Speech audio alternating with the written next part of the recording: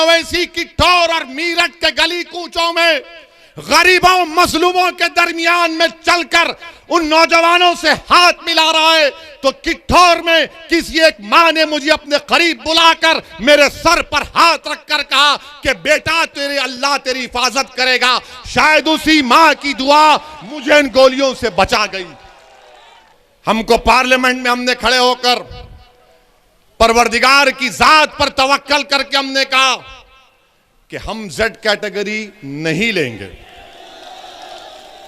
देश के home minister Amit Shah ने पार्लियामेंट में कहा कि हम ओवैसी जी से अपील करते हैं कि वो सुरक्षा ले लें।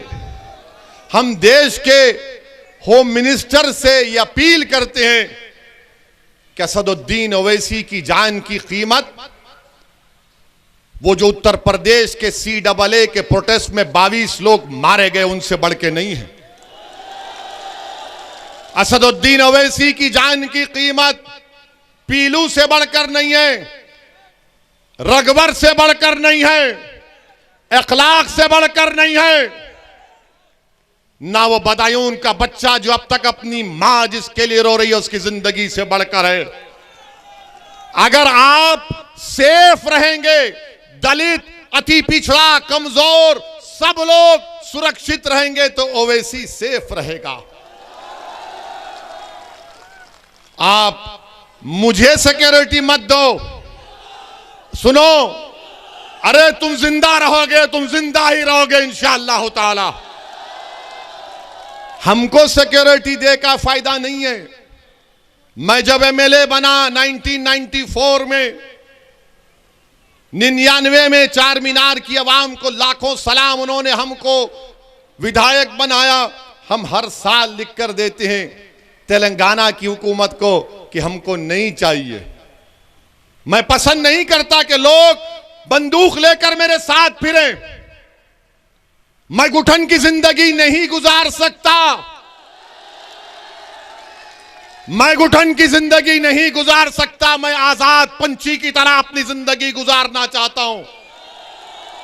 और हुकूमत का काम यह है कि हुकूमत हमारी सिक्योरिटी से ज्यादा उन लोगों को सुरक्षा पहुंचाए जिनको गोश्त के नाम पर मार मार कर खत्म कर दिया जाता है। मुझे नहीं चाहिए।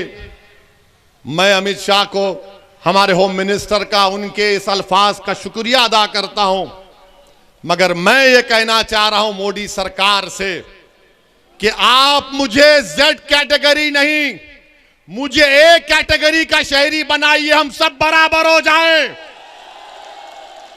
ये वक्त का तकाजा है, ये गरीबों का मुतालबा है।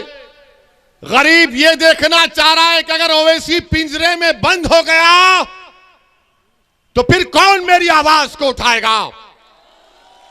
मजलूम ये देख रहा है कि ओवैसी की ठोर और मीरठ के गली कूचों में गरीबों मजलूमों के दरमियान में चलकर उन नौजवानों से हाथ मिला रहा है, तो किठौर में किसी एक मां ने मुझे अपने करीब बुलाकर मेरे सर पर हाथ रखकर कहा कि बेटा तेरे अल्लाह तेरी हिफाजत करेगा। शायद उसी मां की दुआ मुझे इन गोलियों से बचा गई। मेरे अजीज दोस्तों और बुजुर्गों, मेरा पैगाम सिर्फ यही है, अपने हौसलों को बुलंद रखो, अपने हौसलों को बुलंद रखो। मौत तो आएगी एक दिन, सबको, हम सबको आएगी, मगर देखना यह है कि तुमने जिंदगी कैसे गुजारी। क्या तुमने दरी बिछाकर जिंदगी गुजारोगे? क्या तुम कैदी बनकर जिंदगी गुजारोगे? क्या तुम यही नारा लगाओगे कि भैया तुझ पे जवानी कुर्बान?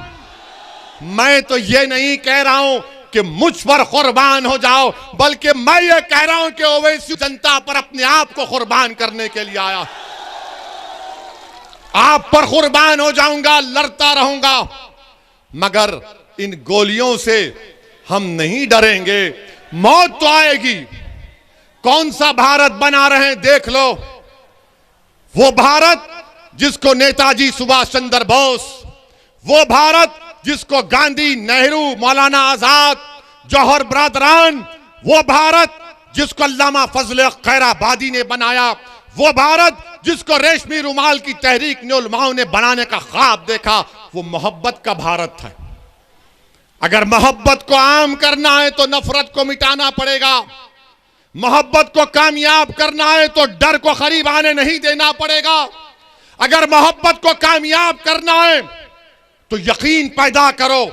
मोहब्बत को कामयाब करना है तो अपने फैसलों में जुर्रत पैदा करो, तब जाकर हम इस भारत को बचा पाएंगे। वरना याद रखो, अगर आज मोहब्बत हार गई और नफरत जीत गई तो फिर हमारा मुस्तकबिल रोशन नहीं होगा।